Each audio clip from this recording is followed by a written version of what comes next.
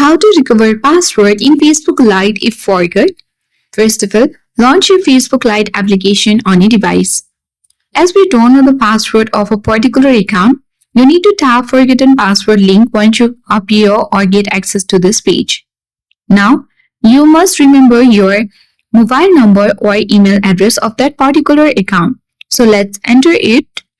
Now here you got the list of your accounts. You simply need to choose the account which password you want to recover. Now tap the continue button and then verify your number, and after that here you will get create a new password section where you have to tap on new password and then create a new password.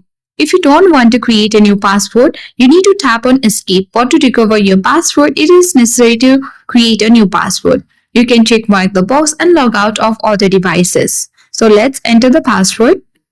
Once you enter the password and continue, you will land on this section where if you wish to save your login information, you can tap on OK, otherwise tap Not Now button, and then you will easily or successfully log into your account on Facebook Lite. So that's how we easily recover the password in Facebook Lite if you forget. So I hope this video helped you. If you are new to our channel, hit the like button and subscribe for more tech and tips videos.